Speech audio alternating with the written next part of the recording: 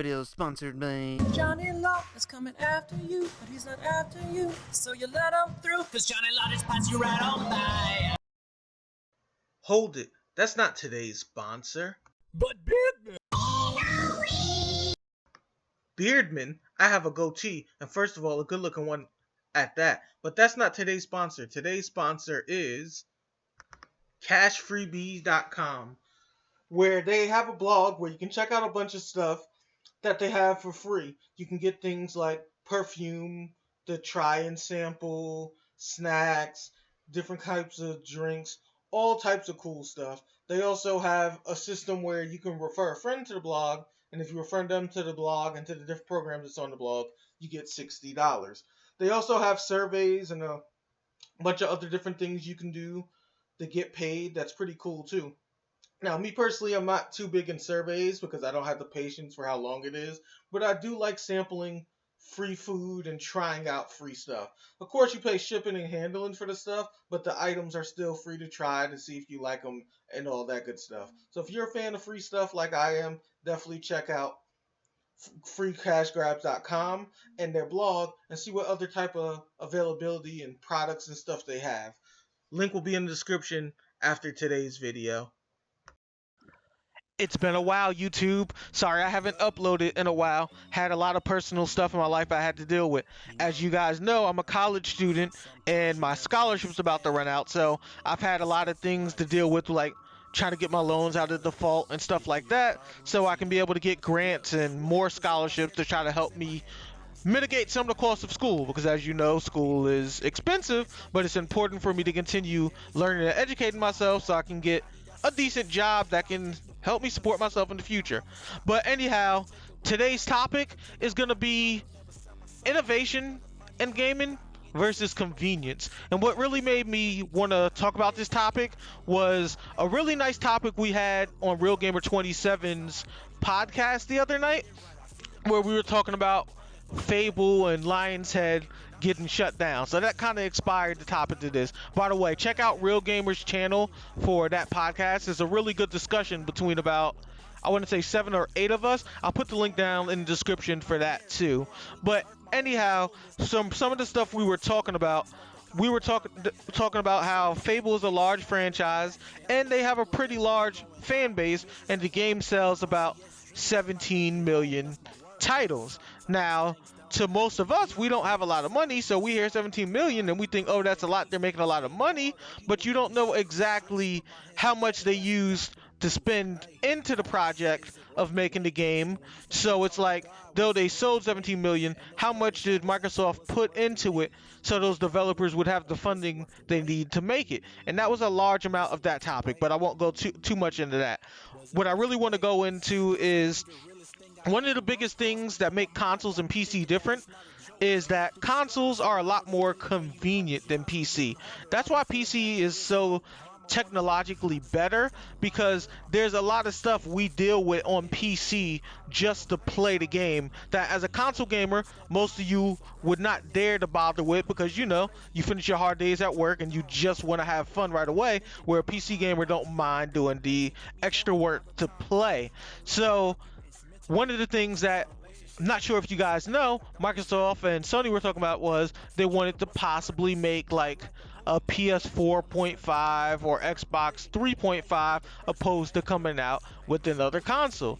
Now, console gamers, well, let me not say, console gamers. Console gamers usually don't like change too much, so they prefer to stick to the whole, you make a console, 5 to 7 years later, you give me another console, and that's what we play with. But considering how much support games get these days, which is honestly very little, like everyone's really selective with what they like to play and stuff like that, and there's really not a consistent audience for much of anything, at least in large numbers, I should say. Like, there's a bunch of small fan bases for everything. Like, for example, this game I'm playing, Awesomenauts. It's an awesome game that a lot of people play, but not everyone's playing, so there's not a lot of funding. And that's usually a lot of the issues we have in the gaming communities right now. So if you're a company and you're hurting on money, or a developer's not making a whole lot of money, so they need you, Sony, you Xbox or you Nintendo to fund them so they can make these games, then if it's not making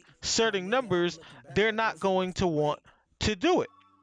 Now, one of the ways they can mitigate that is instead of spending so much money on console development so often, you stick with a console for more than, say, 6 or 7 years, and they just make ways so you can upgrade it like a PC. So if you have the money to get better graphics, you can get better graphics instead of them spending all that money on making, say, a new console that does the same thing, but then trying to find shortcuts to make the prices on the parts cheaper so you guys can afford it instead of paying full price like a lot of PC gamers do on upgrades and stuff like that. And then when you think about the other aspect of now that they made a new console, they have to advertise it, so they're spending like millions of dollars on additional marketing for commercials and all that stuff. It's a lot cheaper to cut all of that additional stuff out that they would have to spend money on and just simply do like the PlayStation 4.5 and the Xbox 360.5, where they're doing upgrades, because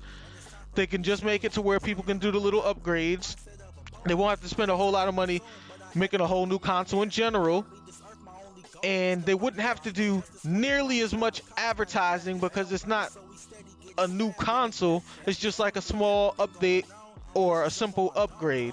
And a lot of people, as you guys probably already know if you've read a couple of articles or even some of the stuff I talked about, a lot of people aren't happy with that because they got the mindset, it's not fair, I bought a PlayStation or Xbox now, so somebody getting the upgrade, they're gonna be ahead of me, and they don't like that concept. But the fact of the matter is, it's not a competition. You enjoy what you enjoy to play, what you like to play. So if you want the upgrade, then you should get it because you want the upgrade, so you're supporting the company so they have funding to keep making more games and stuff, and you're getting what you want.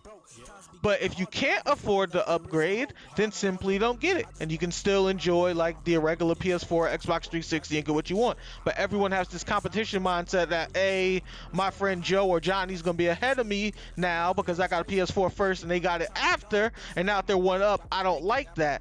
And it's like, everyone has to get out of that mindset. Like, the point of video games are to enjoy them, not just to have them to say I'm superior to my friend or somebody else in the gaming community. That's a stupid mindset, but it's a competitive mindset that a lot of us have in the world that really makes us shallow, childish, and immature, especially for us adults that still have mindset too, because a lot of people do, and it causes a lot of other problems, such as what Xbox is kind of going through now. Not getting support on certain things that may help them mitigate costs with the problems they're having right now within the company. And Sony, I'm assuming, is having some problems too, even though they're in first place in the gaming community, which is why they probably decided they want to do this move opposed to making a PlayStation 5 right away, which is understandable. So anyhow, I feel that doing these small upgrades is something they really need to do to be able to save money a little bit and not have to kill so many developers. Because remember, when companies and developers go down like this, think about all those people that have families that's losing their jobs and stuff like that, have no money. Do we really want that just for our own pettiness of how we want things done sometimes? I mean, if they make something that's more of a niche market that you're not interested in, then don't buy it. But let it at least be available to those who will buy. And since it will help support the companies so they can have funding for other things you may want, I say let it go, instead of us whining and complaining and saying, hey, I don't want this to be done. Anyhow, in the comment section below, let me know, are you against the PlayStation 4.5 or Xbox 3.5 now that you understand that both companies are kind of hurting on money and development studios and stuff are closing that they normally fund because they can't afford to keep paying for them? So that in this particular case, if we do support this, there may be a chance that certain studios like Lionsheads for Fable may not go away if they have other ways to make money to keep employing and paying these other developers. Anyhow, I'm Retro Bro, and that's my discussion for tonight.